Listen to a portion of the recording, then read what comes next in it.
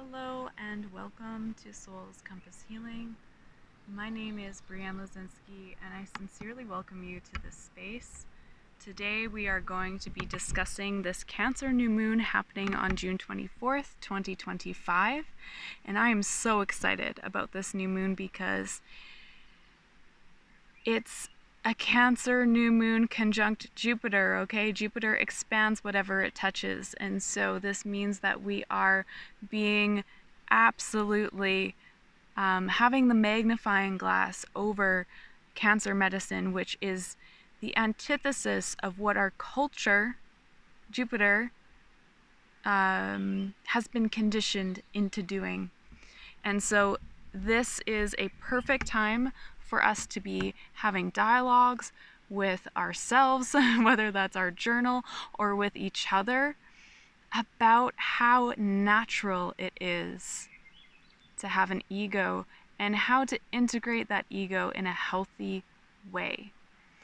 And so I am very excited about this lunation because this gives us an opportunity to have philosophical discussions about our own inner world, our own subjective reality, the way that we each process our own emotions.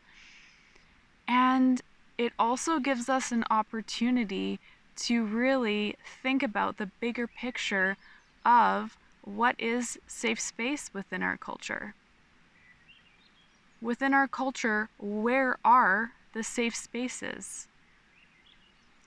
And so, because I am so passionate about this topic, I am going to be facilitating an evolutionary astrology study group where we are going to be meeting every Saturday for 5 weeks starting June 21st, and we are going to be tracking the moon through the Cancer lunation. And this is a fantastic way to deepen your own understanding of yourself, to deepen your own understanding of evolutionary astrology as taught by Jeffrey Wolf Green, because we are going through how the moon changes signs every 2.5 days. Plus, we're learning all sorts of other moon tracking techniques to deepen the understanding of ourselves and evolutionary astrology. So, I'm putting the links in the description of this video. You can go to rasalilaCommunity.com, sign up for Timothy Halloran's Astro School. There's a few lessons there to complete before joining. And if you really want to join and you haven't completed the lessons yet, shoot me an email and I'll see about the situation. There is soulscompasshealing.com for sign up. I also offer one-on-one evolutionary astrology counseling there. And so if you're getting something out of these types of conversations as well, I humbly ask that you please donate on my website. It does take me time to do this. I do it because I'm passionate about it. There's only so much that I can do in the counseling room. Really, effective social change happens by us having these discussions, right? Talking about it with each other. And so that's why I'm so passionate about these study groups, because it's becoming more of a dialogue than just me monologuing. Okay, so Jupiter conjunct the new moon, yeah? We've got an interesting, there's some interesting aspects here, okay? So first of all, Jupiter is square Saturn and Neptune within the first couple of degrees of Aries. So this moon is square this beginning point that we are at as a collective, right? And so what are we seeing right now? Well, we're seeing how the collective unconscious, Neptune, is running on instinct and imagination right now, right? Like the instinct of Aries, the imagination and the dissolving and the falling away and the delusions of Pisces. And so now we have reached this point collectively of a crisis, questioning, what do we do now? because us running on instinct and imagination and delusions isn't necessarily a good or a bad thing, but when you merge that with the square to Sun, Moon, Jupiter in Cancer, it brings up the issue of where is our culture at? Where is our morals at? Can we reimagine something different? Can we utilize our instincts to create something different? And so, in our culture where ego is simultaneously demonized and glorified, there in and of itself, like, just saying that clearly exemplifies how our culture does not know what ego is or how to integrate it in a healthy way, right? When that's the overarching culture around it. And so when we think about the word culture, is it no mistake that the word cult is in it, right? Like, it's embedded in the word. So obviously, when we look back on human history, what do we see?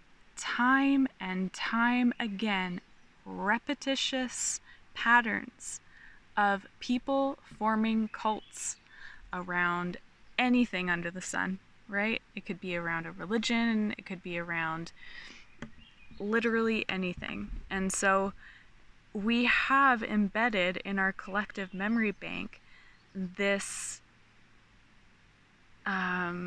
this imprint in us that, like, this is almost becoming instinctual to us to do this, right? And it is in some ways, right, to merge with others of like mind. We all have that instinct in us. And so where it becomes an issue is when we look out to the world and we can very clearly see that there are certain groups and populations of people who do not feel safe being who they are based on the color of their skin, based on their family of origin, their ethnicity of origin, their culture of origin. And so when we see that there is this inner angst that is now being exposed very overtly, right in front of our eyes in what's going on in the States, where people are unsafe to confidently be themselves because within the culture there is no respect for other cultures, right? There is very much an othering going on. And it's painful to watch. If we were to pull some threads of what is good that can come out of this situation, is that we are seeing such a covert, obvious example of the government making it very unsafe for certain cultures to exist, certain groups of people to exist, that we will hopefully and are rising up and saying,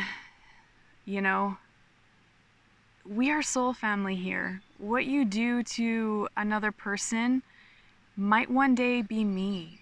And so I'm not going to just stand by and let this happen, because, my friends, there is no such thing as neutral, right? You can't be neutral in these situations. There is either letting it happen, which is giving power to it, or saying no, which is resisting. And there are certain groups of people who, by their very existence, are resisting, i.e., trans people are resisting the conditioning of our overarching, prevailing culture that wants to stamp out diversity that is inherent in nature. Like, hello, there are flowers that are intersex, sorry. There is, like, there's so um, there's so many other examples too of ways that governments more covertly attack and target groups of people that they do not want within the culture. For example, unhoused folks who use substances. The fact that their safe injection sites are being defunded right now in my country makes me really, really worried, because that is sending a clear message from the government to the population that those lives do not matter. They do not care about those lives, whether they live or die. There is no human dignity. And so,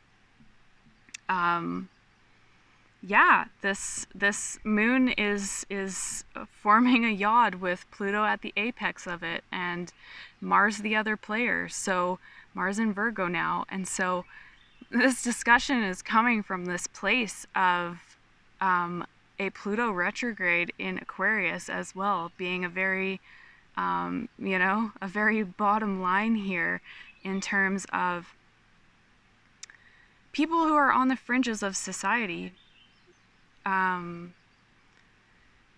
They get pushed there by our culture. It's not that what they're doing is wrong. It's like there is deliberate actions being taken for that to be the case. And so, it's not about making everyone come to the same table and, making them want to join this man-made false reality, this sucky culture that is the prevailing culture. No.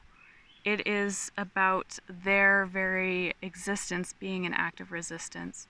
And those of us who are seeing this and having the Cancer compassion, the Cancer empathy, in order to show up as imperfect allies and again be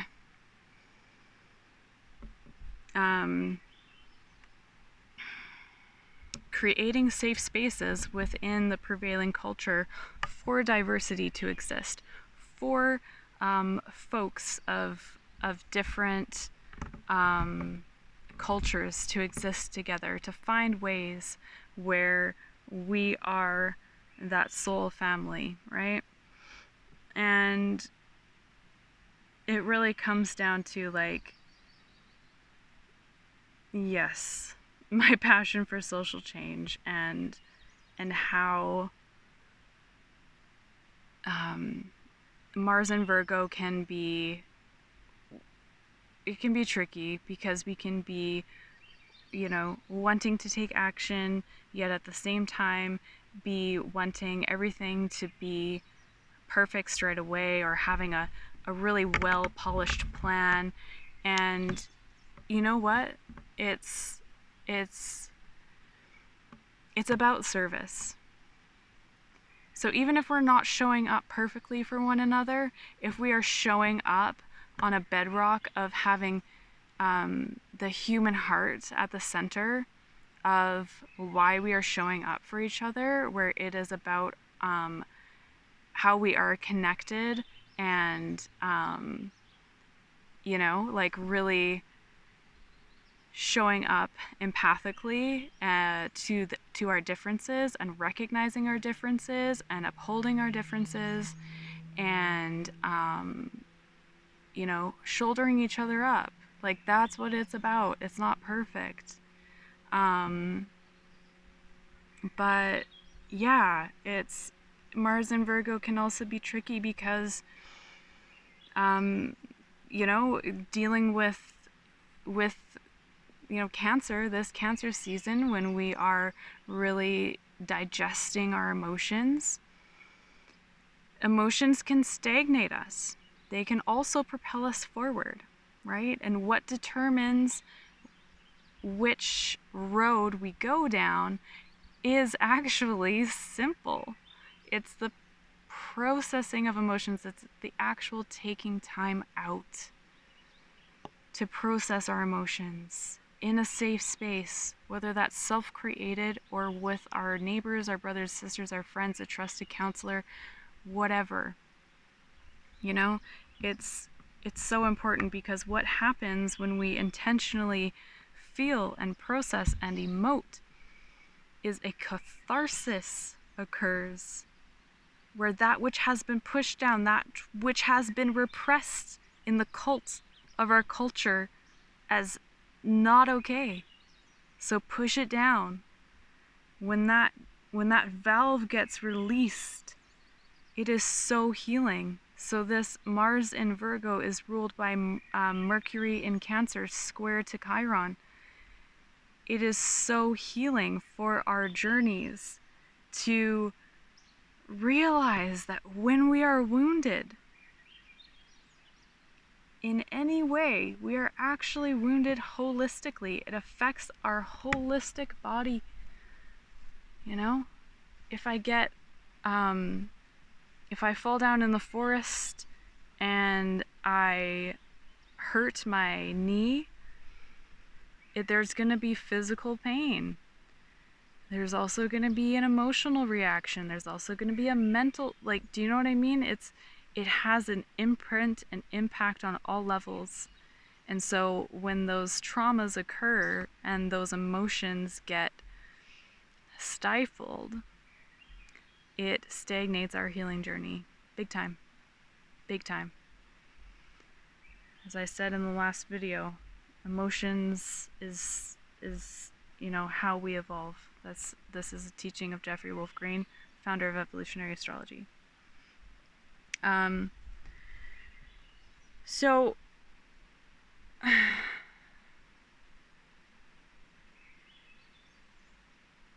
could we imagine what a culture that valued emotional intelligence would be like? Like, what would it be like to live in that culture?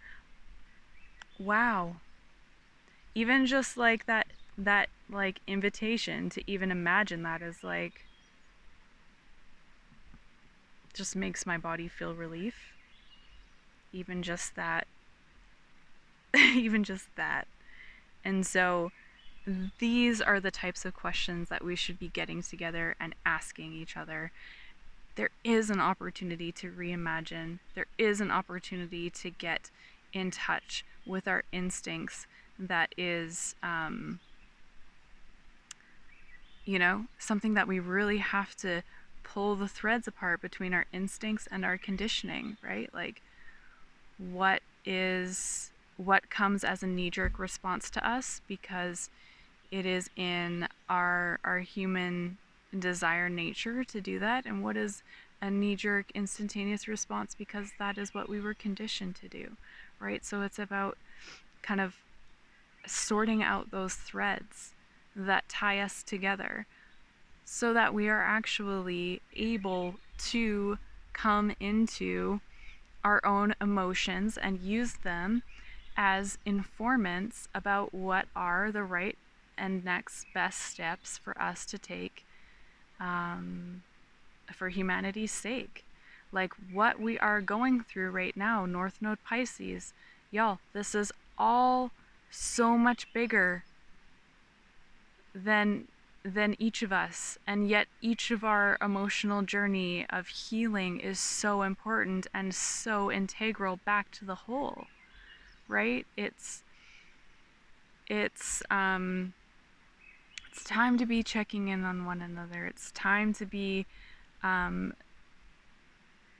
you know, learning, exploring how to create and co-create safe space with one another, again, so that we can process our emotions in a healthy way, right? For example, anger, very much associated with the sign of Aries, where our ruler of our North Node is with Saturn, who is all about conditioning and you know, government and things like that. And so there are many things that our conditioning and governments and structures within our society have done and are doing that can make us very angry. And so this moon is telling us it is time to tune into that anger. It is time to feel that anger. Don't sideswipe it. Don't push it under the rug. Don't repress it. Because that's when it comes up and out in very distorted ways. That's where we see violence in the world, right? When we process anger healthily in a safe space, right, where it's a cathartic release, where no one else is harmed, this is what the world needs, because that anger can then catalyze us towards taking the next best steps for humanity's sake. I want to talk a little bit about Venus opposing Juno.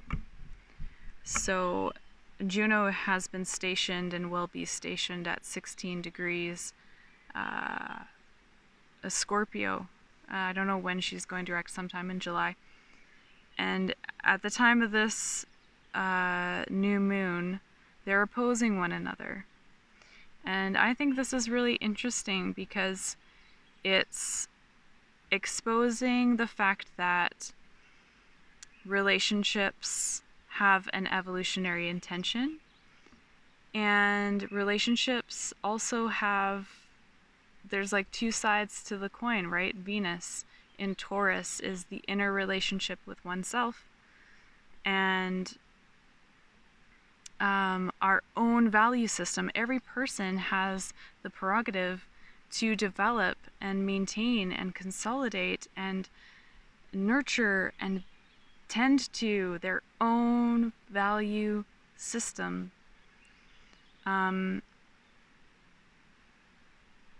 It is when those value systems get muddled up with the ills of our culture, like patriarchy, like white supremacy, like colonization, etc., when it becomes just distorted and yucky and not okay. And at the same time, we're all in this, this world together. And so how do we expose the yuckiness of another's value system by maintaining integrity to our service to humanity, keeping that at the center, right? It's like in the work of being anti-oppressive, which I have been doing this before it was trendy, okay? So, just like, anyways, activism isn't a trend, like gay rights isn't a trend. All of these things, we should be standing in our value system no matter what the political weather brings, yeah? And I know that's hard, but just because it's really hard right now to stand up and enact our own value system on behalf of humanity, doesn't mean it's time to give up. It means it's time to be louder. It means it's time to turn up the ante on our value systems, right? And this is the core of how we meet each other, is via our value systems, right? So while we're collaborating and having relationships with each other and seeing how we all affect one another in this, this Juno way of how she's exposing how does our humanity really relate to one another, we are seeing that at the core there is a clash of values, right? And so how do we